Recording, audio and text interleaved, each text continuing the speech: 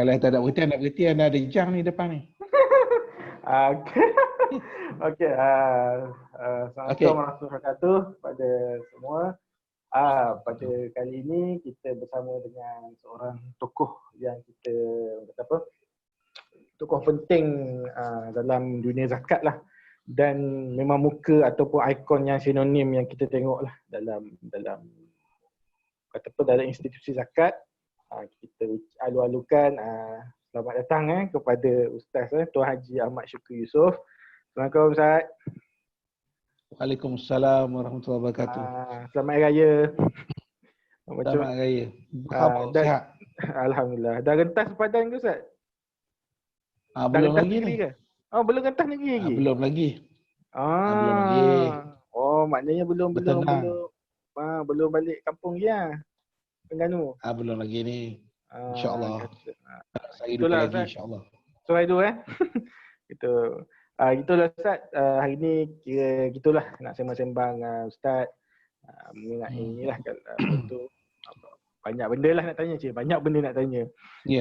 Tapi kita mungkin macam anda sebutkan tadi, Ustaz Syukri ni memang satu dah kira macam ikon dah lah maksudnya dari segi orang kata apa, dakwah dia dan juga zakatnya, zakat man kan. Jadi selama anda ingat 25 tahun dah kot masa kecil-kecil pun dah kita dengan melihat Ustaz kan. Mungkin Ustaz boleh kata apa, ceritakan sikit lah. Secara umumnya kita tahulah Ustaz mengaji dulu di Universiti Al-Azhar, daripada Terengganu, daripada Kuza, Semazar kan, Semazar, Kuza, Al-Azhar, kemudian balik Malaysia dan bersama PPZ lah. Kira PPZ tu first Ustaz. PPZ tu first lah. Mungkin kira betul. Mungkin Ustaz boleh ceritalah sikit latar belakang, maksudnya adakah memang Ustaz dari kecil lagi lah bila masuk sekolah agama tu memang nak jadi pendakwah ke, nak jadi mufti ke, macam mana apabila di tu dan juga Ustaz masa tu pun satu kelas dengan Menteri Agama Ustaz kata. Betul. Sekelas dengan Menteri Agama. Ke nak jadi menteri ke masa sekolah dulu kan. Jadi dan macam mana di Azhar dan balik tu macam mana boleh landing di PPZ. Mungkin Ustaz boleh ceritakan latar belakang Ustaz di situ lah. Di situ dululah. Baik. Baik, terima kasih pada Dr. Hadi, terima kasih pada semua sahabat-sahabat yang bersama dengan saya pada hari ini. Jadi ruang dapat melabun bersama Dr. Hadi ni luar biasa ni. Ini satu peluang yang baik. Saya gua dengan Dr. Hadi, saya kata dalam Al-Kuliah ini, kalau Al-Kuliah ni kira kecil lah, ini lagi besar ni. Berat. Saya Dr. Hadi sebenarnya dari sudut kehidupan, dari sudut pendidikan ni macam kawan-kawan kita yang lain juga yang biasa budak sekolah agama, budak sekolah Arab. Cuma saya ni ada 5 adik-beradik. Saya ni anak yang keempat daripada 5 adik-beradik ni. Jadi 3 beradik yang tiga beradik di atas ni semua bukan pendidikan agama lah. Jadi saya dengan adik saya baru mak ayah hantar sekolah agama. Yang lain tu bukan sekolah agama. Jadi bila waktu kecil tu saya tak ingat satu faktor yang besar lah kenapa sekolah agama. Cuma mungkin sesuai dengan umur kita waktu itu, saya pernah beritahu kepada kawan mengaji saya tanya saya, dia kata, Mat dia panggil kat kampung, Mat, aku dengar mu nak pergi sekolah agama bila tingkatan 1. Saya kata betul lah saya nak pergi sekolah agama. Pasal apa mu nak pergi sekolah agama? Saya kata sebabnya kalau ayah saya meninggal, saya boleh baca Yasin kat kubur ayah saya. Saya tak tahu siapa ajar saya guna perkataan tu. Saya ingat mak ayah saya kok waktu dia minta supaya saya sekolah agama tu, faktornya orang tua zaman tu supaya kalau ibu ayah ni meninggal boleh mendoakan kepada mereka. Ni mungkin mereka petik waladin solihin yad'ulah, anak yang soleh yang doakan simple dia. Simple je lah alasan waktu tu. Sesuai dengan umur kita tu. Waktu tu dihantar di Sekolah Menengah Agama Tok Jiring. Okey. Sekolah Menengah Agama Tok Jiring. Jadi saya Sekolah Agama Tok Jiring ni 3 tahun sampai tingkatan 3. Jadi alhamdulillah di Sekolah Menengah Agama Tok Jiring ni satu sekolah agama lah yang meningkat naiklah waktu itu. Dan saya selama 3 tahun di situ Dr. Hadi, alhamdulillah banyak benda yang saya belajar, yang saya lalui jauh berbeza daripada kat kampung kita ni. Jadi masa tu lah, kalau pergi ke bandar ni Dr. Hadi, tak pernah tanggal ketayak ni 24 jam. Ketayak putih. Masa tu pergi bandar, kalau pakai songkok, kita acuannya begitu. Dan masa itulah kita mula kenal tingkatan 2 start ceramah ni Dr. Hadi. Tingkatan 2 start ceramah. Tingkatan 1 dah latih, tingkatan 2 tu dah ceramah. Berserabut, ceramah apa tak tahulah. Depan kawan-kawan. Dan satu yang menarik juga waktu sekolah tu Dr. Hadi, ini pengalaman lah. Saya satu hari tu saya ceramah dia waktu tu dia bagi ruang pada pelajar-pelajar terpilih untuk ceramah dalam 7 minit begitu. Jadi kita pergi satu bilik, kita ceramah, jadi seluruh sekolah tu dengarlah kita ceramah. Lepas saya ceramah tu, pengetua panggil saya Dr. Hadi. Pengetua panggil saya. Dia kata, saya dapat satu komplain awak ceramah ni, awak pakai buku apa? Sampai ada guru tak senang, awak baca buku apa? Saya kata, saya ada baca buku ni satu ni. Saya baca je, saya kata saya tak tahu. Dia kata, buku apa? Saya pun tunjuk buku dia. Rupa buku tu ditulis oleh, di luar tu, Haji Abdul Hadi Awang. Duta khas. Lepas tu pengetua lupa, saya betul lupa. Tajuk tentang Islam begitulah kot. Kita baca dalam satu muka begitu. Jadi kata pengetua, dia kata sebenarnya saya okey je awak baca tu okey. Tapi sebagai meraihkan ada guru komplain, saya panggil lah awak masuk ke bilik saya ni. So saya kata tak ada hukuman apa? Tak ada apa-apa hukuman. Awak pergi. Tapi esok jadilah baca buku tu pakai teks lain lah, buku lain lah pula. Jangan baca buku tu. Waktu itu masa tu Ustaz faham tak? Yang mana? Masa tu Ustaz faham tak realiti buku dan juga penulis tu kenapa, ataupun Ustaz ambil just baca gitu ataupun apa? Faham. Ada dah faham. Semangat. Semangat. Okay, faham. Okay. Baik, kemudian daripada sekolah Tok Jiring tu saya pergi ke Sanawi selama 3 tahun. Di situlah saya jumpa Ustaz Wan Syuhbani satu kelas dengan saya. Dr. Sri Dr. Zulkifli pun satu kelas dengan saya. Hebat-hebatlah. Ustaz Wan Malik pendaftar Mahkamah Syariah Terengganu sekarang ni. Satu kelas dengan saya ketika itu. Kalau senior saya Dr. Zulkifli Muda. Mufti Terengganu sekarang. Senior saya. Hebat-hebat belaka dah masa tu. Jadi masa tu kita tak tahu, saya tak hebat Dr. Hadi, biasa je. Cuma nampaklah macam Dr. Zulkifli muda tu, saya tengok daripada awal memang dia faqih. Masa tu kalau dia bentang kertas kerja, dia ada guna kertas kerja dalam bahasa Arab. Cuba bayangkan. Masa dalam dia lagi baru Sanawi 4 dah. Kalau kita kertas kerja kita bahasa Melayu biasa-biasa pembentangan kan, bahasa Inggeris. Dia bentang kertas kerja dalam bahasa Arab. Kan kertas kerja tu bahasa Arab. Dr. Zulkifli muda. Dan dah nampak dia punya kefakihan dia tu dah nampak ketika itu. Begitu juga tengok pada Dr. Zulkifli Al-Bakri pun begitu kecenderungan minat pada agama. Saya bila dah masuk di Al-Azhar, saya sebut juga di Azhar, saya baru tahu seorang ulama namanya Syekh Muhammad Mutawalli Asy-Sya'rawi.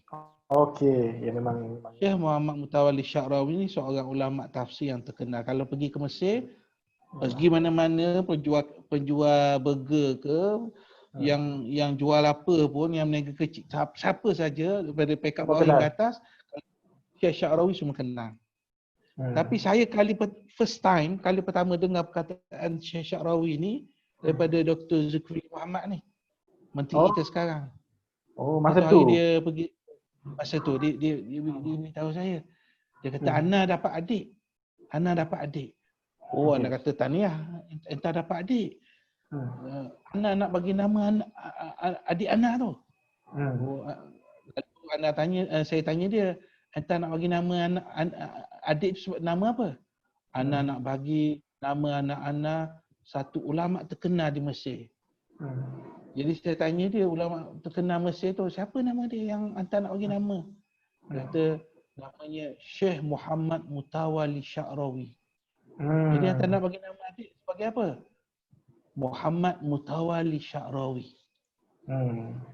Dan memang betul, salah seorang adik dia nama Muhammad Mutawalli Sya'rawi. Jadi saya belajar di Sanawi, kemudian saya pergi ke Kuzah, dan selepas tu sambung ke Universiti Al-Azhar selepas itu.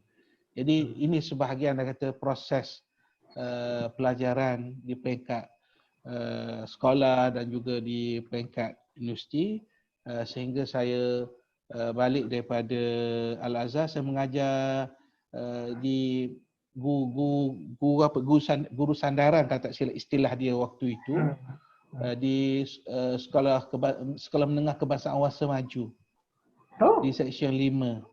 Oh, seksyen 5. Kalau seksyen 2 sekolah Ana tu. 5. Betul. Itu sekolah tahu sekolah tu pun tahu. Yang saya ni di R5 R6 kalau dulu namanya. Ya betul, seksyen 5. Sekolah Awasa Maju, lebih kurang 6 bulan di situ. Dan satu hari saya pergi ke satu depan PPZ yang doktor tanya tadi macam mana kerja di PPZ tu. Saya pergi ke PPZ, saya jumpa ada kawan saya, 2 orang di situ. Saya minum air kat bawah, saya sembang-sembang. Jadi dia ni bidang pengurusan, namanya Hajar Sakinah, masih lagi senior sekarang penolong pembesar sumber manusia di PPZ sekarang. Saya tanya dia, saya panggil dia lebih tua daripada saya panggil Kak. Saya kata, Kak, ada kerja kosong ke dekat PPZ? Sajalah saya. Saya kata, dia kata, ada nak temu durga ni esok lusa. Boleh tak saya nak temu durga seorang?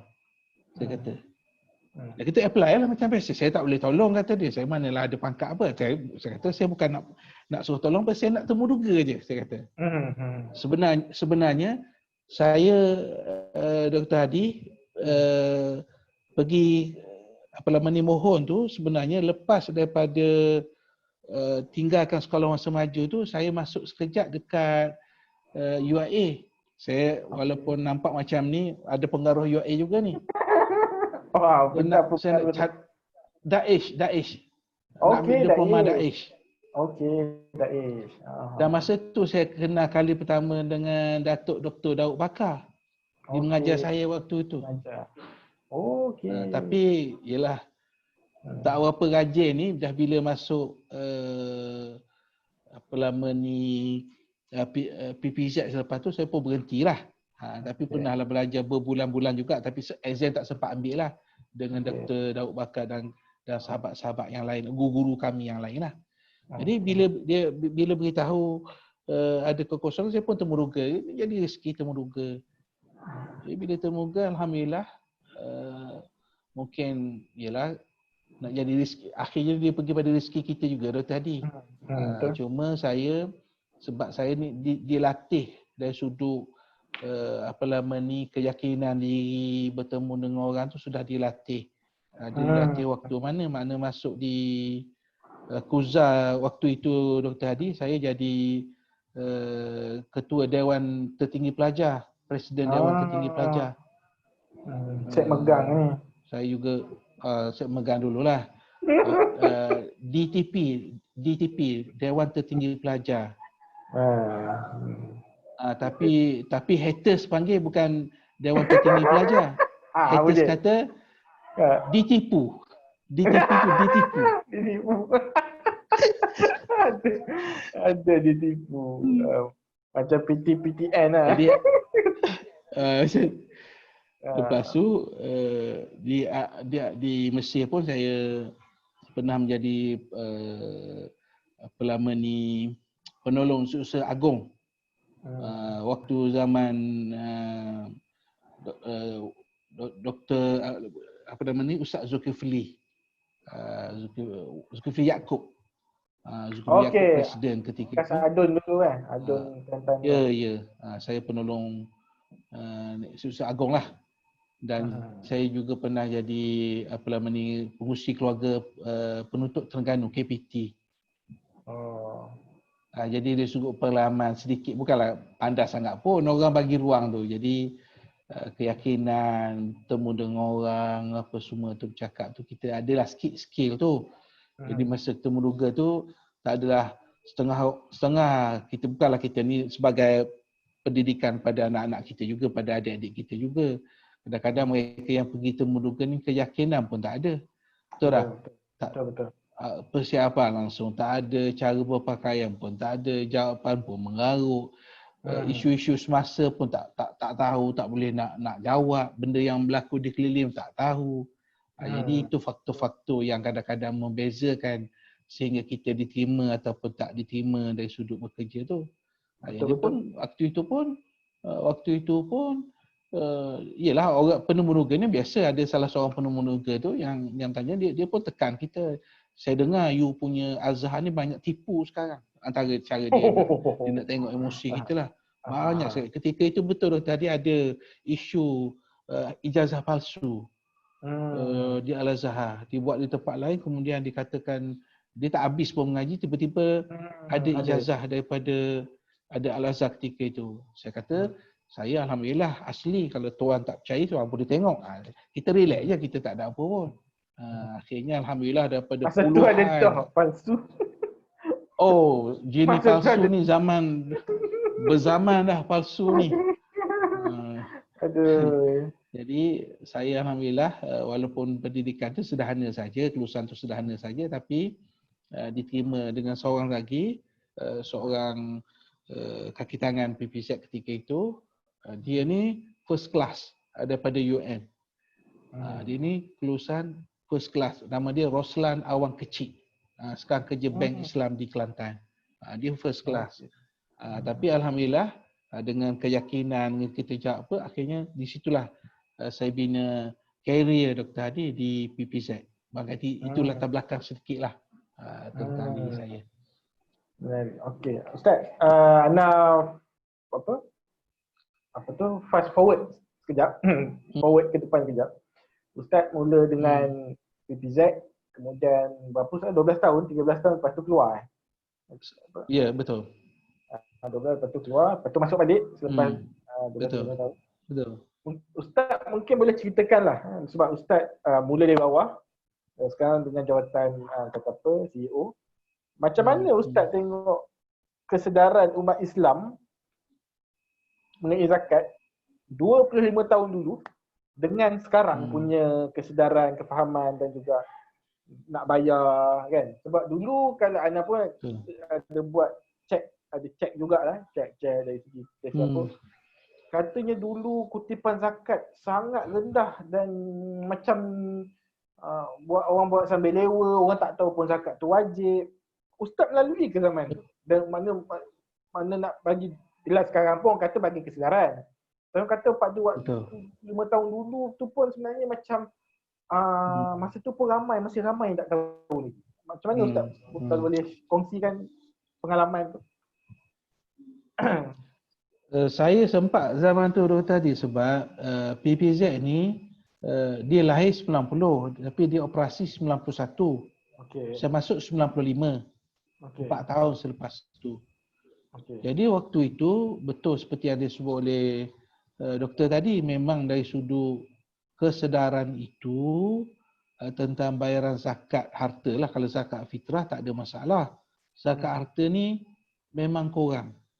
Tapi sebenarnya Dr. Hadi, saya sendiri pun, kita yang belajar bidang pengajian Islam ni pun, walaupun kita belajar fiqh apa semua, bila saya sampai, saya pun sebenarnya asing tentang zakat pendapatan ni. Saya pun asing.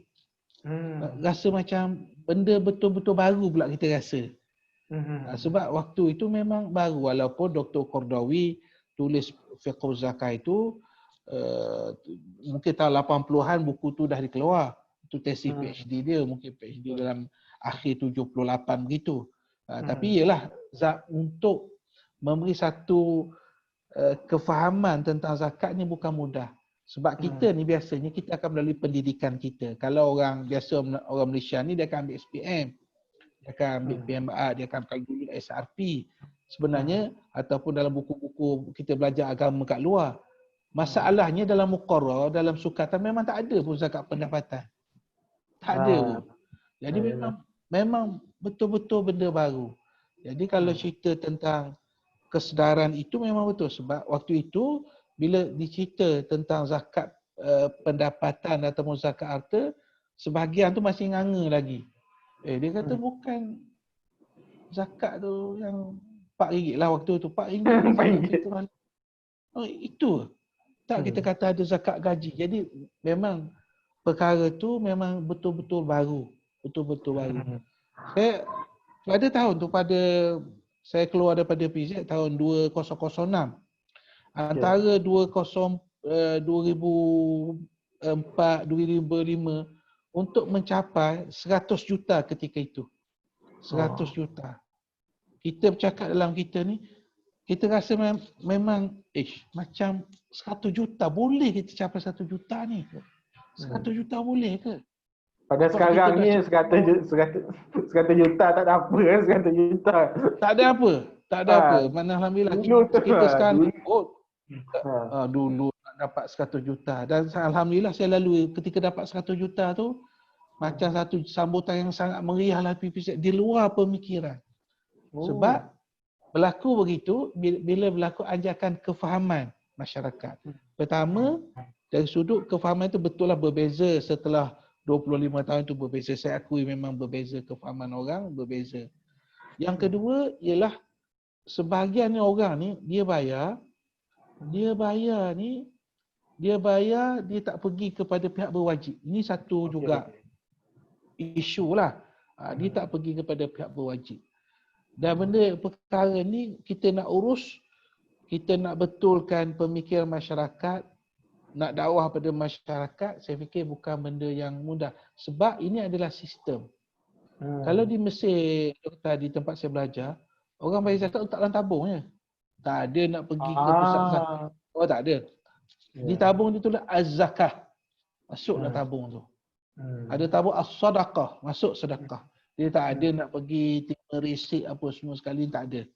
Jadi itu kita kata dari sudut kesedaran itu bertambah. Pertama saya sebutkan tadi, pertama kerana ketidakfahaman kepada isu zakat pendapatan, zakat harta tu. Yang kedua, bagi mereka boleh bayar di mana sahaja mereka ingin bayar. Yang ketiga, Dr. Hadi, ialah ketepatan. Memang sebahagian tu bayar, tapi betul ke pengiraan dia? Tepat ke pengiraan dia? Ini isu lagi. Sebab kita takut patutnya bayar RM1,000, dia bayar RM500 contohlah. Jadi ketidaktepatan itu. Jadi kalau dia bayar sama tiap tahun RM1,000 tak naik-naik kan. RM1,000 tak berubah. Tapi dalam rekod kita, saya sebut di sini, memang ada begitu. Ada begitu, dia tak berubah. So saya beritahu kepada tim saya rasa tak logik. Dia itu satu hal lah, tetapi salah kita juga. Kenapa kita tidak dekati? Kalau kita dah tengok 10 tahun, 1,000, mesti ada benda tak kena. Kita jangan salahkan orang. Saya kata pada tim saya, kita salahkan kita sendiri. Sebab mungkin kita tak remind dia. Kata tuan atau perempuan, kan 10 tahun tak naik gaji langsung kan. Mungkin dia betul-betul tak tahu kan. Ada kemungkinan kan. Betul-betul tak tahu. Betul-betul tak tahu. Yang kedua, orang kita ni kadang-kadang dia sibuk. Dia benda-benda tu kita kena remind dia, kita kena ingatkan dia. Jadi itulah yang kita kata tanggungjawab kita untuk menyedarkan, beri peringatan, beri peringatan kepada mereka supaya mereka bertindak daripada bayaran yang tak bertambah langsung tu, supaya mereka tambah sikit supaya tepat jumlah yang mereka bayar tu. Ustaz, berbanding 25 tahun dulu dan juga sekarang, ialah 20-25 tahun dulu tak ada social media kan, media sosial tak ada. Betul. Jadi kecaman-kecaman terhadap pusat zakat pun mungkin ada, tapi tak, orang kata apa, tak adalah macam sekarang kan. Pada waktu tu ada tak kecaman macam tu, dan sekarang dah memang of course lah. Benda tu macam sentiasa berulang. Senyap, lepas tu dia ulang balik. Senyap, dia ulang balik kan. Betul. Waktu mula-mula terima kecaman macam tu, kecaman zakat tak buat kerja lah, menangis lah, apa semua tu. Betul. Apa perasaan dan juga ialah perasaan sebagai orang zakat, orang kata macam-macam kan. Dan juga ialah kemudian ada kita bagi penjelasan dan sebagainya kan. Jadi Ustaz tengok kenapa benda tu jadi. Benda tu jadi kerana dia tak faham ke, dia tak ni ke, ataupun macam manalah. Dan tapi sekarang ni alhamdulillah tengok macam kesedaran tu macam dululah, orang tak bayar zakat apa semua, sekarang semua kena. Tapi sekarang pun anda tengok alhamdulillah dengan penjelasan apa semua, orang makin, walaupun benda tu bermusim, macam baru PKP baru ni ada bermusim lah, bila BU turun kan, ada dia bising kan, terus senyap balik kan. Macam mana Ustaz tengok keadaan tu, masyarakat yang mempertikaikan, menyerang, menghentam tu, tak terima, patut agensi zakat ni terima dengan positif ataupun macam mana? Dia Ustaz boleh kongsi pengalaman lah dulu dan sekarang cara menangani keadaan tu.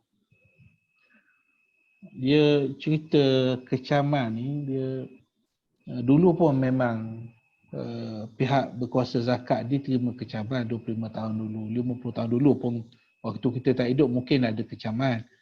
Cuma kecaman itu berbeza dulu dengan sekarang. Dulu kalau kami pergi ceramah ni, sebelum ceramah dah kena kecam dah. Apa kecaman dia? Contohnya dia kata, kamu ni kalau bak kutip zakat laju. Okey. Laju. Bak lagi slow. Kata dia. Kita tak ceramah lagi ni, baru nak start ceramah. Jadi ataupun bila kita yakinkan pembayar kita temu syarikat-syarikat korporat, dia kata you ni kalau bak untuk kutip ni you laju betul tak tunggu orang panggil, buat appointment lah apalah, dia belasah kita dulu. Jadi saya nak beritahu dari sudut kita kata kecaman tu, itu benda yang lumrah kita kena terimalah dalam kita mana, saya yakin bukan dalam institusi zakat saja, dalam mana-mana institusi kita bekerja pun soal kecaman, soal haters dan sebagainya, soal kadang-kadang orang dia bayar tapi dia rasa buat. Saya pernah dulu tadi satu ketika saya kerja di PPZ ni sebagai pegawai zakat, kita kena bertugas di kaunter. Kena bertugas di kaunter. Jadi satu hari ada seorang wanita, saya ingat lagi wanita, dia datang nak bayar zakat. Tapi mungkinlah wallahualam, mungkin dia rasa macam berat kot. Dia berat nak bayar barangkali lah, sebab dia duduk tu, dia ambil duit tu Dr. Hadi, dia campak depan saya. Dia campak macam tu duit. Nak bayar zakat tadi, tapi duit tu dia campak. Saya pun masa tu muda lagi Dr. Hadi. Yelah kita kata orang ni sampai begitu nak bayar zakat, dah nak bayar zakat campak-campak, tak nak bayar, sudahlah, dalam hati lah. Dalam hati kata. Tapi saya susun baliklah duit tu, susun balik apa semua. Proses macam biasa, habislah cerita begitulah. Nak cerita sikap orang ni, kadang-kadang kita kena terima hakikat tu. Dan bila masa berubah zaman sekarang, dalam sosmed sekarang, dalam media sosial sekarang, sebenarnya orang nak kecam kita, nak kritik kita tu lagi terbuka. Dan saya fikir kalau soalan Dr. Hadi tadi, adakah pihak berkuasa termasuk kita PPZ ni, adakah semua tu salah belaka ke? Bagi saya lah, ini pandangan saya, tak ada juga yang mereka tanya itu, mereka asak itu dengan soalan-soalan itu ada logiknya. Ada logiknya. Pertama, mungkin mereka pun tak tahu kalau macam kita di PVZ ni, kita hanya tugas kita kepada pungutan dan dakwah zakat saja. Agihan ni dibuat oleh Baitul Mal Mawib. Tapi bukanlah saya kata begitu, kita nak menepikan ataupun nak menepis serangan orang tu, kita kata ini bukan tugas saya. Bukan begitu maksud saya. Maksud saya ialah ada perkara-perkara yang kritikan orang itu kita kena ambil. Contoh. Lu nak proses untuk buat permohonan tu kadang-kadang borang tu berbelit-belit. Soalan tu macam-macam. Tapi bila berlaku kritikan masyarakat, sudah banyak sekali pihak berkuasa zakat dah baiki dah borang tu. Sebab kita kena faham orang minta zakat ni bukan orang minta zakat ni kelulusan PhD macam Dr. Hadi. Kelulusan tu senang diisi. Senang ya. Yang ni kadang tak sekolah, kadang ada tekanan, kadang macam-macam perkara. Jadi sebenarnya maklumat yang tepat, yang dia nak bagi tu maklumat yang tepat, tapi kita kena permudahkan cara. Jadi kalau orang kritik tu ada asas lah. Ataupun orang kritik tu masa untuk kelulusan tu terlalu lama. Pun kita kena terima lah, kita kena pendekkan. Bukanlah nak buang tu 100,000, nak buang tu sekadar 2,000 saja, 1,000 saja, 10,000 saja. Betul. Tanpa menafikan perlu pemeriksaan dan sebagainya, kena cek betul tak betul. Itu ialah.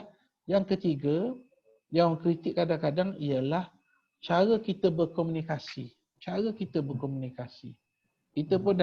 bukan nak salahkan siapa, tapi ini satu hal kadang-kadang orang yang bertugas tu dia communicate yang kadang-kadang dengan bahasa yang tidak sepatutnya sebagai contoh. Dan di sini perlunya latihan. Dan kenapa kalau kita pergi ke tempat lain, umpamanya ke bank sebagai contoh, ataupun kita pergi ke satu kedai makanan segera sebagai contoh, kenapa kedai makanan segera itu boleh sebut pada kita selamat datang contohnya. Selamat datang, terima kasih, dia senyum dan sebagainya. Ataupun kita naik kapal terbang pramugari senyum pada kita. Kita nak turun pun dia kata datang lagi, naik lagi kapal terbang kami. Maksudnya kalau di luar sana, ini kita kata, saya percaya bukan benda, kadang-kadang perkara tu bukan daripada hati mereka pun. Tapi profession mereka, kita kena buat begitu. Termasuklah bila kita berurusan dengan duit zakat ini, mesti bahasa yang kita kena gunakan dengan bahasa yang baik, bahasa menjelaskan. Dan kita tak boleh bersifat angkuh ataupun sombong. Sebab sebenarnya duit ini adalah hak yang sepatutnya diberikan kepada mereka. Bukan hak kita pun. Dan wujudnya jawatan Baitul Mal ke pusat pengurusan zakat ke sebab ada asnaf, Dr. Hadi. Kalau tak ada asnaf, tak wujud CEO PPZ, betul tak? Tak wujud. Kita kata ketua pengarah ni. Sebab adanya orang-orang yang sudah ditetapkan oleh Allah Subhanahu Wa Taala, ada ruang pekerjaan kepada kita.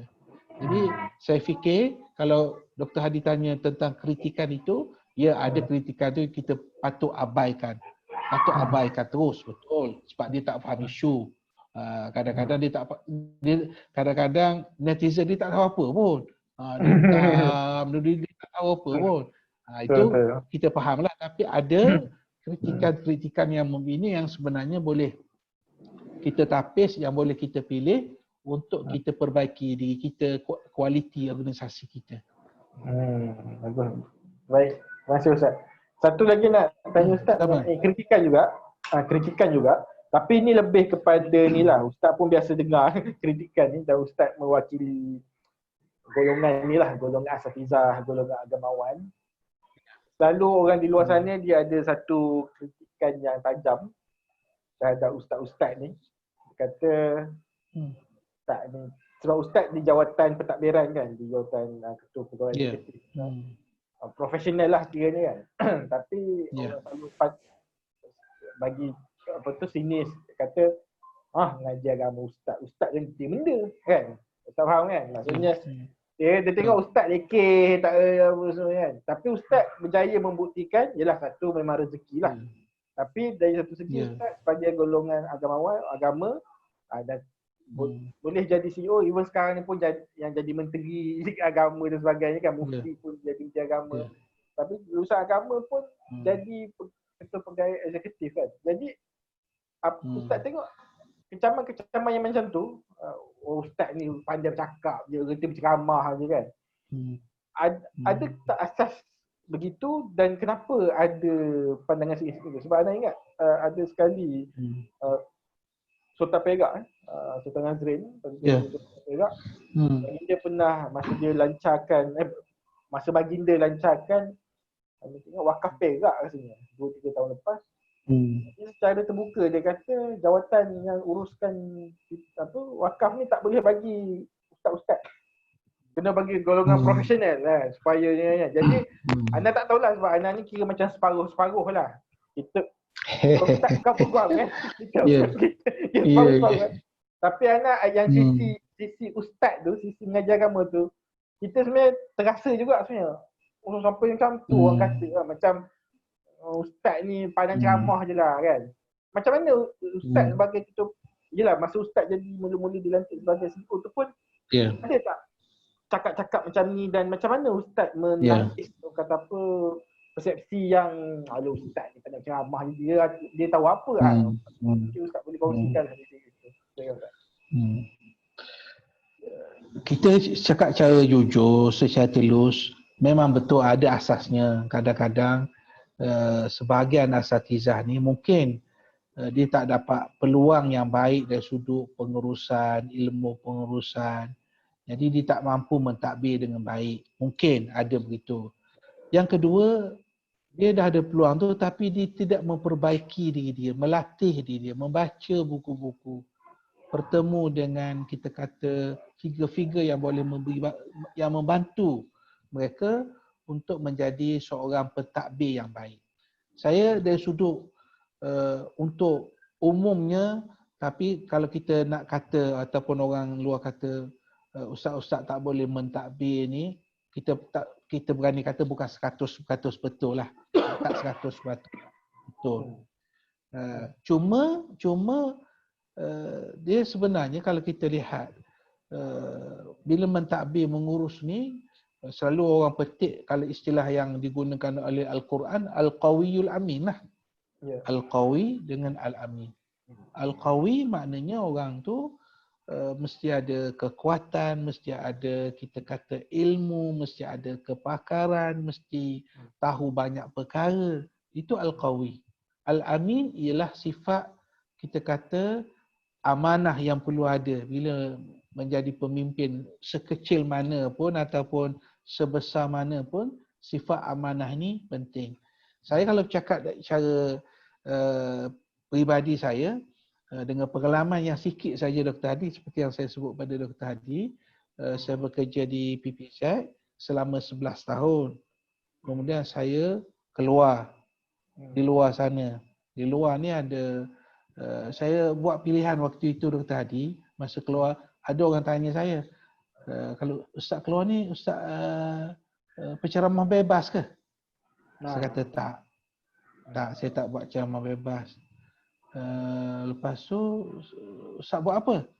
Saya kata saya set up satu syarikat, yang saya bina satu syarikat yang untuk membuat latihan, dan latihan pun fokus kepada latihan human resource untuk syarikat-syarikat. Bukan training untuk anak-anak sekolah rendah, sekolah menengah. Motivasi bukan. Saya bukan, lebih kepada syarikat-syarikat. Dan alhamdulillah dalam tempoh tu antara syarikat ataupun yang paling banyak buat dengan kami waktu itu ialah Bank Rakyat lah, Dr. Hadi. Bank Rakyat. Hampir semua cawangan Bank Rakyat di Malaysia ini, Sabah Sarawaknya, tak kira naik perahu, naik bot ke, semua alhamdulillah saya dah pergi. Oh, tu. Jadi, betul. Beratus-ratus cawangan. Jadi saya, kita nak buat training kalau peringkat company ni, kita akan tahu apa masalah company.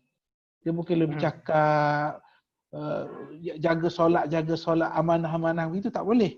Kita mesti tahu antaranya apa masalah kejujuran, masalah integriti, masalah apa hubungan antara bos dengan anak buah sebagai contoh, dengan pekerja, apa harapan pekerja, apa perkara-perkara.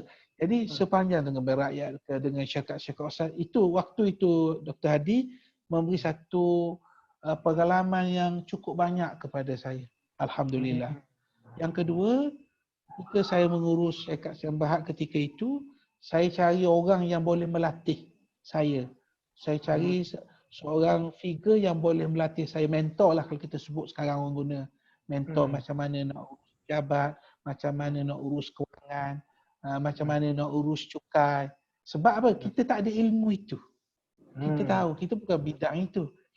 Jadi saya cari orang, saya bayar konsultan untuk ajar pada saya, bimbing saya, sehingga walaupun dalam keadaan syarikat yang tak ramai pun orang, dalam 10-15 orang begitu, saya Alhamdulillah belajar daripada situ.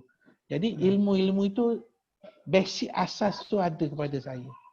Jadi orang cerita tentang cukai, orang cerita tentang kewangan, orang cerita tentang pentadbiran, orang cerita tentang politik pejabat. Perkara itu dah ada dalam kefahaman kita. Cabaran-cabaran bila kita ada dalam organisasi. Jadi perkara ini sebenarnya menjadi satu latihan kepada saya. Padahal saya pun tak sangka satu hari nanti saya akan kembali ke PPZ. Itu di luar pemikiran Dr. Hadi. Tak fikir pun. Tak fikir pun sampai satu ketika kita akan kembali. Tapi itulah yang dikatakan sebagai rezeki Allah Subhanahu Wa Taala. Sebab ada juga kawan-kawan bergurau tanya saya, dia kata memang masa keluar PPZ memang niat nak datang balik ke? anak pun fikir macam tu juga. Dia kata tak ada. Walaupun ada orang lama, tapi dia kata entah pernah sebut entah akan datang kembali. Itu barangkali saya bergurau kot. Saya bergurau mungkinlah. Tapi sebenarnya kita pun kita pun dah ada pilihan dalam hidup kita nak buat apa-apa. Tapi itulah akhirnya seperti yang kita sebut di awal tadi, kalau rezeki kita Allah Ta'ala dah tetapkan rezeki kita, insya-Allah kita cuba menjalankan sebaik mungkin amanah yang telah diberikan kepada kita. Maknanya Ustaz masa buat syarikat tu, masa keluar PPZ buat syarikat tu memang secara purposely, orang kata memang secara sengaja tu memang nak buat syarikat perundingan mengenai latihan untuk HR, human resources macam tu lah. Betul. Satu pilihan yang bagus lah, sebab semua yang Ustaz lalui selama 10-11 tahun berikutnya tu, kemudian bila jadi CEO, dah tahu belaka dah kan. Dia punya asas tu kita dah tahu tadi. Asas anggaran sepak terajang tu dah tahu kan. Jadi tidaklah pelik. Orang kata apa terpinga-pinga kan. Betul. Baik. Ustaz sebut tadi mengenai mentor. Tentu Ustaz sebagai pendakwah ataupun sebagai ketua mesti ada mentor-mentor tertentu yang Ustaz jadikan role model kan. Kalau Ustaz boleh kongsilah siapa yang oleh public figure ke siapa-siapa yang Ustaz memang belajar ataupun ambil inspirasi. Daripada tu mungkin Ustaz boleh kongsikanlah siapa yang Ustaz selalu pandang dan juga kata look forward lah. Siapa Ustaz? Mentor Ustaz. Kalau Dr. Hadi lah mentor saya sekarang ni. Beratlah. Kata lesek di situ pula. Kata aduh. Yalah, kalau kita sebut mentor ni dalam pelbagai segi lah, sebab selain daripada kita bekerja sebagai pentadbir, sebagai CEO, dulu ni sebagai pegawai zakat, kita pernah bisnes. Kita mentor ni dalam pelbagai ilmu tadi. Saya juga umpamanya menyampaikan dakwah sebagai contoh di televisyen, di radio. Itu pun kita kena ada mentor kita juga yang memberi pendidikan kepada kita. Kalau dalam bidang human resource sebagai contoh, antara yang menjadi rujukan kepada saya ialah Dr. Ruziah Ghazali. Dr. Rozah Ghazali ni dia OKU tapi nama PhD daripada UPM, bidang human resource. Jadi dia juga sebenarnya banyak membantu saya bagi perspektif korporat, bagaimana mengurus syarikat dengan baik, bagaimana kita jangan takut pada cukai. Jadi ilmu-ilmu tu jangan buat kesalahan-kesalahan. Apa yang sepatut dibuat oleh CEO, apa yang tak sepatut dibuat CEO, apa kesalahan kalau dalam director, apa kuasa dia. Jadi alhamdulillah ilmu ni dia hadam mungkin dah bertahun-tahun dan ianya memberi satu kesan yang baik kepada saya. Dan begitu juga mentor saya dalam bidang bisnes, keyakinan, kena kuat semangat ini, namanya Encik Izam. Encik Izam ni dia memiliki satu percetakan di Kuala Lumpur dan juga ada kilang cetak plastik di Nilai. Ini kawan lama saya, pembayar zakat juga yang sentiasa memberi semangat kepada kita berjuang, berusaha, tak boleh patah semangat dalam apa saja kita lalui, kita kena kuat, kita mesti kita kata kita kena yakin betul-betul. Ini mentor dari sudut perniagaan, pengurusan. Dari sudut mentor sebenarnya dari sudut mentor yang saya dari sudut spiritual mengenal kehidupan ni, sudah tentulah arwah ayah saya sendiri, Dr. Hadi. Arwah ayah saya ni seorang guru. Dia pencen sebagai guru besar. Ayah saya ni bukan ustaz dan bukan peguam. Beratlah. Kena saja malah. Okey. Tapi Dr. Hadi, dia ayah saya ni dia sangat cinta kepada ilmu. Dia berpuluh-puluh tahun, mungkin 30 tahun begitu, dia tiap-tiap pagi akan mengikuti kuliah tafsir.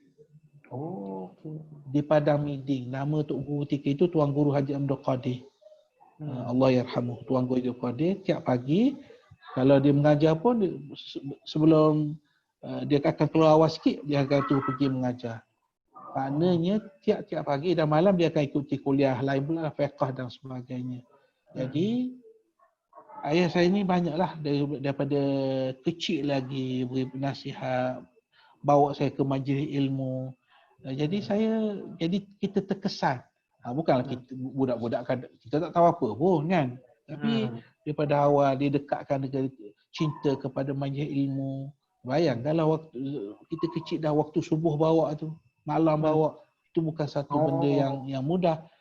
Tapi itu dari sudut tarbiyah ruhiyah itu dia ajar pada saya, dan begitu juga mentor saya juga ialah bapa saudara saya. Kalau Dr. Hadi perasan kalau lalu pada media ada satu surah namanya surah Al-Hikmah. Tahu, tepi jalan tu. Tepi jalan. Pengasasnya ialah Tuan Guru Haji Ismail. Itu pak cik saya, pak saudara saya. Pak saudara saya. Jadi dia pun banyak mengajar saya, mendidik saya. Waktu kecil kita di Kuzar pun dah bagi buku-buku Arab ni, kamus-kamus Arab ni dah suruh kita baca daripada awal. Jadi ini kita kata mentor-mentor lah yang mendidik. Kalau nak sebut satu persatu mungkin ramai. Takut Bimbang juga takut yang mentor-mentor saya, guru-guru saya yang mengikuti perbincangan ni tak sebut nama dia. Sebenarnya ramai. Cuma kita sebut 2-3 orang sebagai contoh. Tapi saya nak beri contoh tu, maksud saya Dr. Hadi, ialah adunan. Dia bukan mesti seorang mentor saja. Mentor ni dia mesti ramai. Hari ni orang silap kadang dia ambil mentor perniagaan saja. Betul lah, itu dari sudut perniagaan. Tapi kalau kamu berniaga pun kamu kena ada mentor lain. Berniaga tu untuk apa? Kalau kaya tu untuk apa? Kena ada mentor dari sudut tarbiyah. Kalau kaya ada duit bayar zakat sebagai contoh. Betul. Itu contoh. Betul lah. Ustaz sebagai pendakwah, kira lama dah masuk TV lah. Nak ingat anak buka-buka TV je. Kalau kat TV jual kuliah tu memang kenal tu Ustaz kan. 20 tahun tadi dulu kan. Tak sekolah ni kau masa tu. Cuma nak ni observation lah. Ustaz kira yang pioneer lah. Yelah kalau yang otai lagi almarhum lah, belaka lah. Tok Gwarudin, Betul. tu Ismail Kamus. Kemudian generasi ustaz pula, Ustaz Roslan, dan apa Betul. tu, ramailah Ustaz Wan Soho kan. Betul. Zaman tu kalau Ustaz tengok compare dengan zaman sekarang, zaman sekarang kan macam-macam rancangan nak melahirkan dai, nak melahirkan imam dan apa kan. Zaman dulu, zaman ustaz tak ada benda tu. Tapi Betul. pada pandangan lah, pemerhatian lah. Generasi ustaz punya ustaz punya generasi tak ada pun yang mengarut-mengarut ni. Maksud Ustaz faham kan? Maksudnya cakap pun macam Ustaz Roslan, dia cakap pun dengan tenang, tak ada menjerit-jerit, tak ada lepas tu tak ada timbulkan kontroversi, tak ada. Kata apa, kita pun seronok pergi ni kan. Tak adalah zaman tu pun tak ada timbul lah isu ustaz minta bayar mahal zaman tu kan, berbandingan yang zaman sekarang ni kan. Ustaz tengok macam mana perubahan tu dari sudut dakwah lah. Kenapa zaman ialah kata nak kata tak ikhlas macam tak adil kita nak kata kan, orang yang sekarang tak ikhlas. Betul. Tapi anda nampak ikhlas kita tak boleh hukum. Cuma nampak zaman tu mungkin lebih ikhlas lah kot. Ke macam mana Ustaz tengok?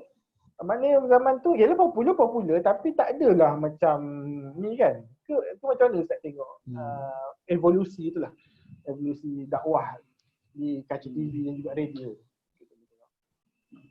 Ya, mungkin bila kita sebut soal keikhlasan tu, itu kita tak boleh nak sentuh lah. Sebab keikhlasan tu kita benda yang dalam hati mereka yang kita tak tahu.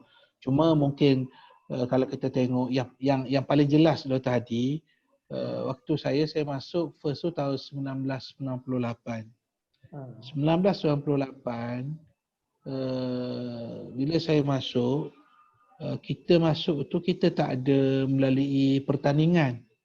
Kita tak ada macam imam muda ke, da'i ke. Kita tak ada ketika itu. Jadi macam mana seseorang itu dapat masuk dalam program-program?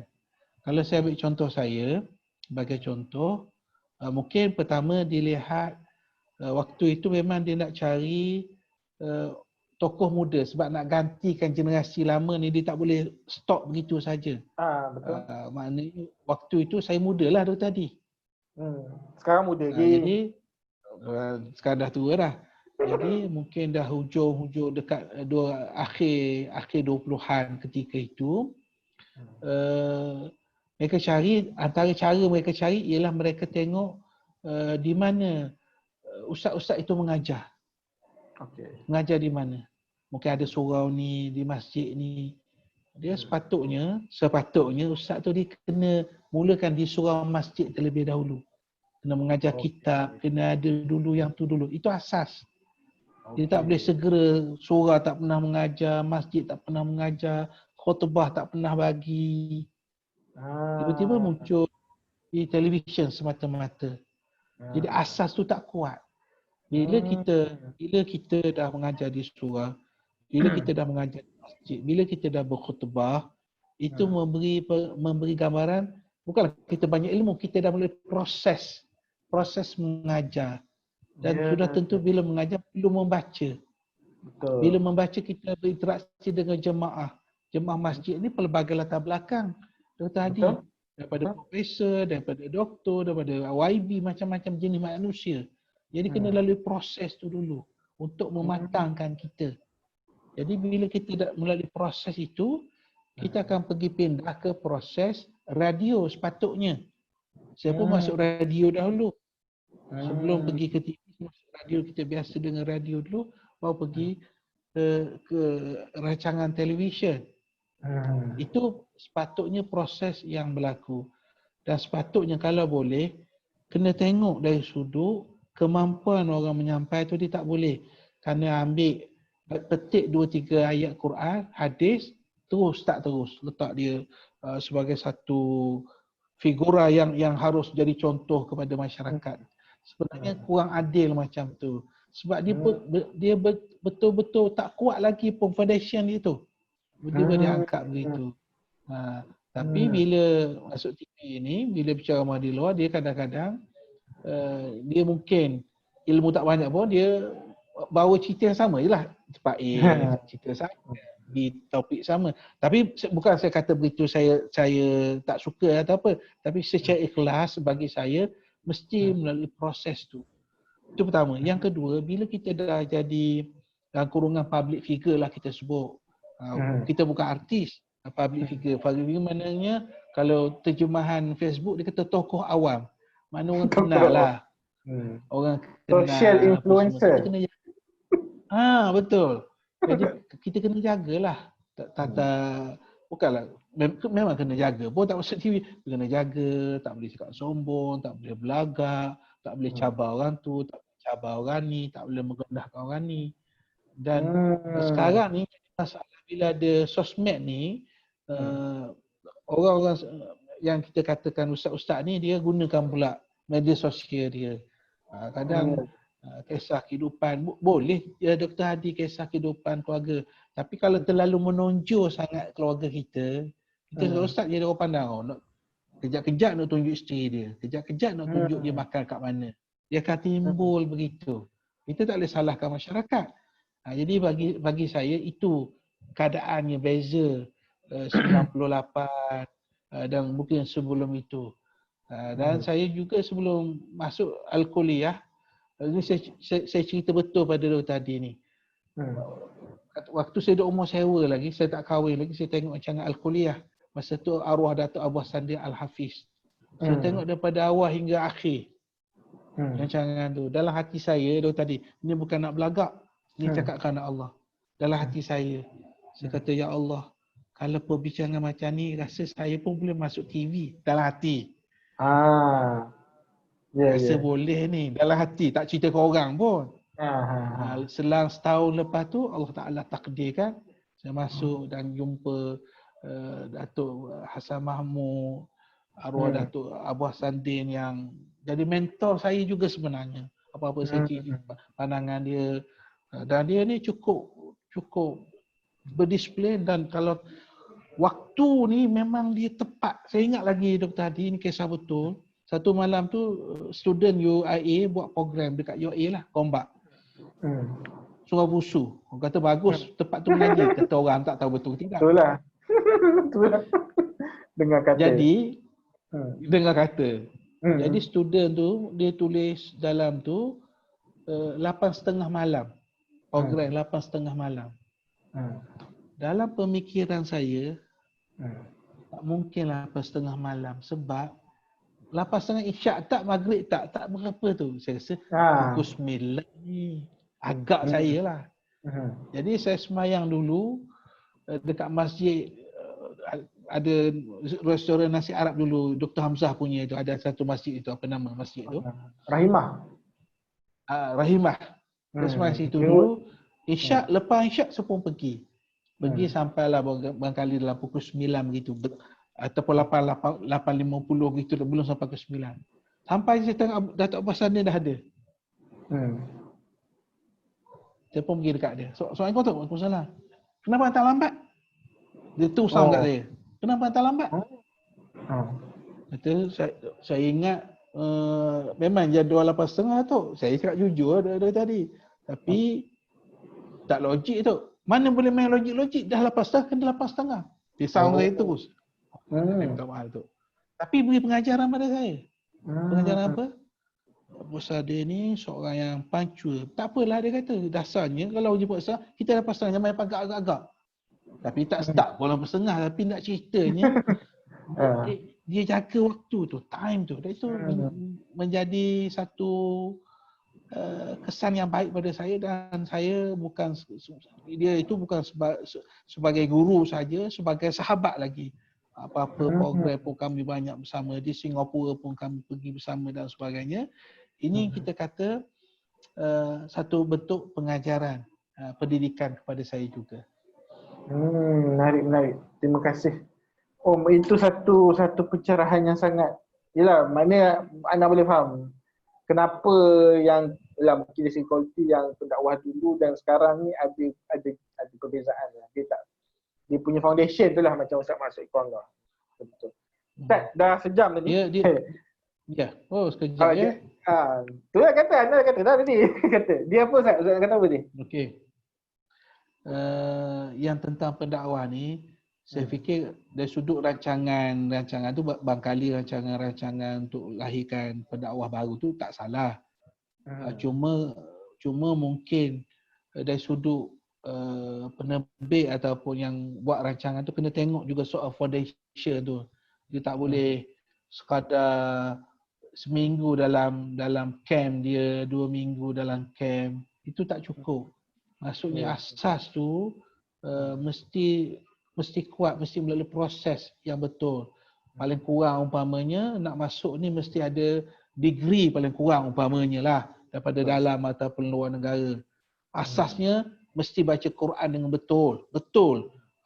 Mesti dengan bertajwid. Tak belagu pun tak apa, tapi baca Quran tu betul.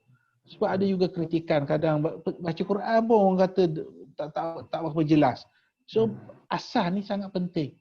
Baru boleh diangkat sebab masyarakat awam pula masjid ke apa semua ni, mereka anggap bila dah masuk tu kira lah tu dah ada lesen lah. Itu kita tak cerita lagi yang ada tauliah ataupun tak ada tauliah ni. Dia pun bila dah kita kata dah ada kelulusan bidang pengajian Islam yang baik umpamanya, ada kemudian kita kata ada tauliah, tak kisahlah mana-mana negeri pun ada tauliah. Bila sebut ada tauliah tu dia dah ada proses sekali lagi tu untuk dia dapatkan tauliah sampai wilayah ke kat Selangor ke dekat Terengganu ke, itu tak penting. Tapi tauliah tu memberi gambaran dia sekali lagi ditemuruga. Walaupun dia ustaz, walaupun dia ada kelulusan agama, maknanya mesti dah ada proses temuruga untuk melayakkan dia mendapat tauliah. Dan kalau kita tengok tauliah pun dia beza kan. Kalau Selangor, tauliah tu apa? Tauliah guru Quran, tauliah pendakwah, tauliah motivasi. Tapi kita masyarakat ni kita sama sama je ni dia. Itu keadaan yang berlaku. Tapi saya harap insya-Allah adik-adik saya ni, mereka adik-adik saya yang jadi pendakwah, kita kena tambah ilmu, kita kena baiki komunikasi kita. Dan kita kalau boleh kita bertahan. Jadi pendakwah ni bertahan sampai bila-bila. Tak nak mungkin dalam setahun senyap habis, koyuk terus, hilang terus. Bukan maksud saya hilang terus so tak boleh masuk TV ke tu nombor 2, nombor 3. Maknanya kita masih ada. Walaupun kita tak ada TV, tak ada, kita masih ada mengajar di masjid, ada mengajar di madrasah, ada di supaya usaha dakwah itu berterusan sampai bila-bila, insya-Allah. Anda ingat ada satu insiden lah, satu tragedi. Tak tahu Ustaz, ini 4-5 tahun lepas tu.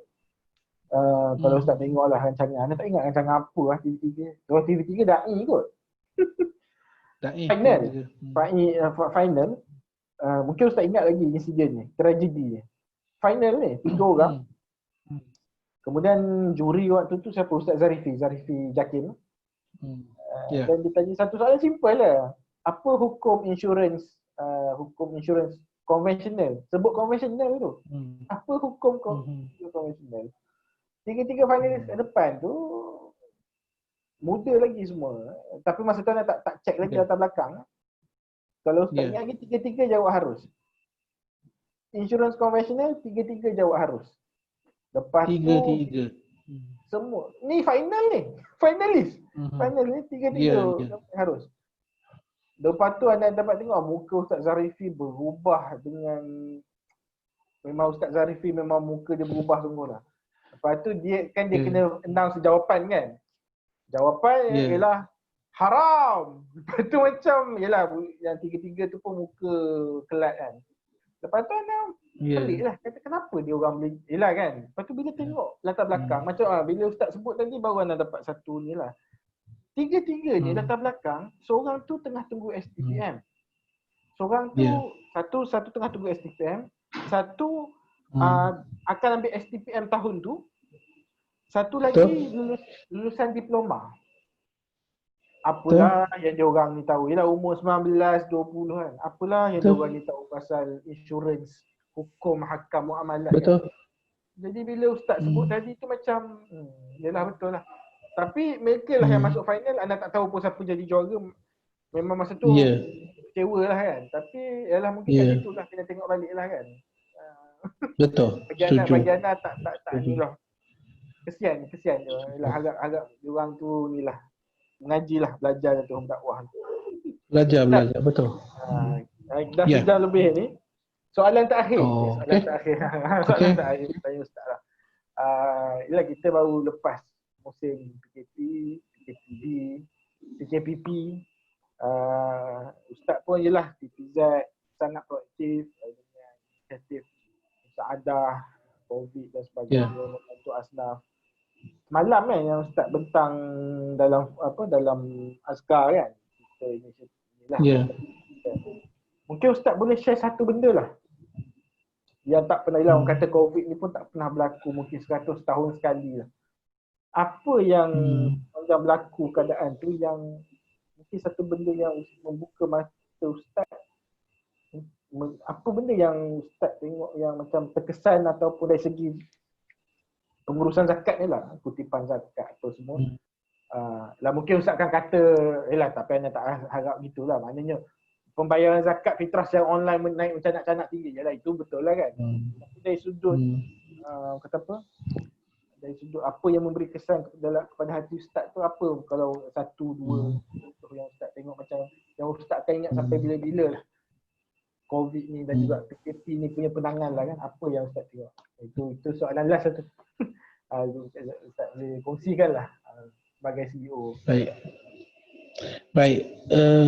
COVID-19 ni macam semua kita tahulah satu keadaan yang mungkin macam Dr. Hadi kata tadilah yang mungkin tak akan berulang pada waktu yang terdekat ini. Maksudnya satu perkara yang sangat luar biasa tu bukan berlaku di negara kita saja, sama berlaku di Arab Saudi, yang adanya Al-Haramain, yang ada Kaabah, yang adanya Masjid Nabawi, yang berlaku di Mesir. Masya Allah, kalau Mesir ni sebut masjid, sebut ulama, sebut pengajian, Masya Allah, satu tempat yang sangat hidup, syiar agama cukup kuat. Dan berlaku di negara kita yang kita sendiri dalam masa tempoh 3 bulan ni kita tak boleh mendekati masjid. Cuba kita bayangkan. Kita tak boleh mendekati masjid. Masjid itu seolah-olah tempat yang dihalang. Kalau kita tengok tu, kita rasa yalah sebagai orang Islam kita rasa bercampur bau lah antara sedih kita nak masuk pun tak boleh dan sebagainya.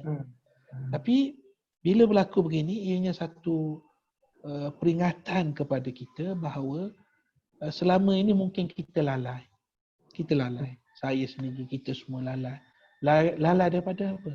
Lalai daripada mendekati masjid. Lalai daripada mendekati masjid. Ataupun kalau hari Jumaat pun semayang pun, Jumaat pun last lah. Dekat-dekat habis khutbah dah tu tadi. Telur penyu. Duduk makan kat luar. Tak tahu telur apa, tak tahu. Jadi itu yang berlaku sebelum ni. Jadi saya fikir dari sudut tu satu bentuk muhasabah kepada kita. Okey, itu dari sudut perasaan yang ada pada saya lah. Cuma yang mungkin yang positif itu juga orang yang boleh berkumpul dengan anak-anak. Ni ramai juga macam saya sendiri kalau tak ada COVID-19 ni untuk kumpul 7 orang, suami isteri dengan anak-anak 5 orang ni dalam tempoh yang panjang mungkin tak berlaku. Jarang saya boleh berkumpul bulan puasa bahkan raya lengkap 7 orang ni. Masing-masing ada di negara ni ada tempat ni yang tak balik dan sebagainya. Jadi ini berlaku pada tahun ni yang ada kebetulan masa baru ni ada yang daripada Turki balik kuarantin 2 minggu, ada anak saya seorang ambil yang bahasa Arab di Mesir, dia balik 2 minggu kuarantin sini, boleh bergabung. Ini kita kata mungkin benda ayah dia lah. Ayah dia, tongkat. Jadi itu dari sudut itulah, dari sudut kita kata mungkin benda-benda yang mendekatkan hubungan keluarga. Cuma kalau isteri zakat tu sendiri memang kita kata memang terkesan sebabnya lahir yang disebut sebagai asnaf segera. Ya, Ustaz sebut. Asnaf segera. Masuk asnaf segera ni tadi, dia tiba-tiba bukan kan sebelum ni dia okey. Dia okey. Saya bagi contoh mudah dalam pertemuan saya beritahu orang nak mudah faham. Saya kata macam asnaf yang segera ni, sebab dulu dia jual goreng pisang, dulu dia jual nasi lemak, tiba-tiba dia tak boleh jual goreng pisang, dia tak boleh jual nasi lemak, dia tak boleh jual kuih. 90 hari, 3 bulan. Kita gagah ni sebab kita makan gaji. Yang gaji, yang meniaga pasar malam ni. Ada seorang sahabat saya beritahu, kawan dia ada 10 kita kata kafe di universiti. 10 kafe. Tutup terus. 30 kerja terpaksa dibuang. Tiba-tiba. Jadi gambaran itu menggambarkan kepada kita bahawa suasana itu sangat sukar ketika itu. Jadi di antara usaha yang dibuat oleh pihak berkuasa agama, dibuat oleh pihak institusi zakat ialah membantu setakat mana yang mampu ketika itu. Dan ketika inilah memberi satu gambaran kepada kita betapa pentingnya bayaran zakat ini mesti disalurkan melalui institusi. Kalau individu macam mana Dr. Hadi nak bantu dalam keadaan melalui institusi. Penting sangat, itu kita nampak sangat institusi. Institusi dia ada duit zakat, dia boleh agihkan berdasarkan kepada sesiapa yang dikira sangat-sangat memerlukan. Dan kami di PPZ ni tadi cukup berterima kasih pada Etika Takaful juga pada semua syarikat-syarikat di luar sana. Kena sebut tu sebab baju tu penaja tu. Di luar sana sebab bantu kita kita dapat Dr. Hadi daripada korporat ni sama ada zakat CSR kita dapat 6 juta Dr. Hadi. 6 juta lebih kurang. Dan 6 juta ni dalam tempoh sebulan je kita, bukan kita bagi masa yang panjang. Sudah, dan alhamdulillah kita habiskan 6 juta ini dan kita bagi kepada 20,000 penerima manfaat di seluruh Malaysia, Sabah dan Sarawak, termasuk non-Muslim. Ini kita alhamdulillah, tapi kita dah berhati-hati. Doktor tadi takut orang salah faham. Kita terus cakap yang Muslim daripada duit zakat, non-Muslim daripada duit CSR. Alhamdulillah, tak ada yang kecam PPZ lah. Sebab kita nak nampakkan bahawa institusi PPZ ni, agama ni ataupun zakat ni, waktu susah dia tak kira orang. Kan nak pilih-pilih pula orang. Muslim, non-Muslim macam tu. Jadi kita alhamdulillah kita dapat bantu walaupun setiap orang kita bantu dengan nilai 300, tapi 300 waktu itu Dr. Hadi, waktu itu macam 3,000 nilai dia. Orang terima tu rasa satu yang besar ketika itu sebab nak beli beras, nak beli lauk, keperluan hidup yang sangat mendesak ketika itu. Jadi saya fikir COVID-19 ni juga satu sudut kalau kita boleh baca keperluan kepada masyarakat untuk terus menyumbang. Walaupun ada kegusaran dari sudut mungkin collection kutipan kita berkurang dan sebagainya, tapi saya positif insya-Allah untuk tahun ini. Kita masih positif, kita mudah-mudahan dapat kekalkan. Kalau tak melonjak lebih tinggi pun kita dapat kekalkan dengan usaha kita minta kepada yang bayar pada kita lama tak bayar tu untuk kembali kepada kita, dan yang sepatutnya bayar 2,000 dia bayar 1,000 tu dia lengkapkan, dia bayar 2,000, dan saya percaya insya-Allah Allah Subhanahu Wa Taala akan permudahkan urusan kita insya-Allah. Alhamdulillah. Ada ingat masa PKP ni, tahu siapa yang perkenalkan? Ustaz ke? Siapa yang ni bawa slogan ni? Apa? Pembayar zakat ialah hero asnaf. Siapa tak bawa cerita tu kan? Tapi Menteri JPM yang buat. Menteri Agama Ya. Jadi macam betul. Tapi dari satu segi tu macam dia jadi macam satu kata-kata semangat pun ada jugalah maksudnya memberi dan mungkinkan itu kutipan zakat pun memberangsangkan lah baru ni meskipun besar laporan kan sangat positif.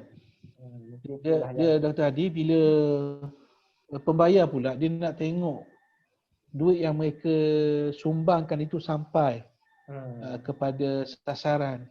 Saya ada satu syarikat bila kami lancarkan ni, CFO dia telefon saya, CFO satu syarikat besar lah di Malaysia ni, dia telefon. Dia kata, Ustaz buat musahadah khairah apa semua. Saya kata betul Datuk. Kalau Datuk tu insya-Allah Datuk boleh bantu kita. Dia kata insya-Allah kami bagi 1 juta. 1 juta tu nak bagi. Sebab dia tengok, dia faham, dia tengok kita jumpa tu, kita jumpa orang ni, kita tak kira bangsa pula.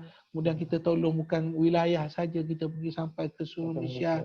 Dan semuanya dibuat secara telus, secara online. Dan kaki tangan kami 30 orang kerja sepenuh masa. Semua online. Tak ada nombor telefon pun. Itu untuk kami test, kami cuba bahawa sebenarnya kita boleh buat sesuatu itu semua secara di talian, secara online. Boleh sebenarnya. Terutama dalam bentuk bantuan ni. Sebab maklumat dia kena bagi pada kita. Dan tak perlu isi borang yang bagai apa semua online. Dan maklumat itu sedikit. Dan saya nak beritahu juga ini rahsia. Walaupun rahsia saya nak dedahkan. Sebab bila kita mudahkan orang mudah untuk bayar pada kita. Macam juga zakat fitrah. Semua negeri buat online. Saya tak tahu berapa collection dan sebagainya. Tapi kita alhamdulillah sebab kita kurang isi kita punya borang secara telefon maklumat yang sedikit je. Tak tanya pekerjaan apa, negeri mana apa semua. Jadi bila kita tanya banyak soalan orang susah. Orang nak bayar zakat fitrah je. Nak tahu kerja apa, jantina lah apalah buat apa. Betul tak? Jadi konsep yang kami gunakan permudahkan, jangan persukarkan. Jadi kalau kita mudahkan, jadi Allah akan mudahkan urusan kita insya-Allah. Gitulah. Alhamdulillah. Terima kasih banyak Ustaz. Sejam suku. Boleh je ni lagi sampai pukul 12 ni. Tapi tak apalah, kesian kat Ustaz. Terima kasih banyak Ustaz.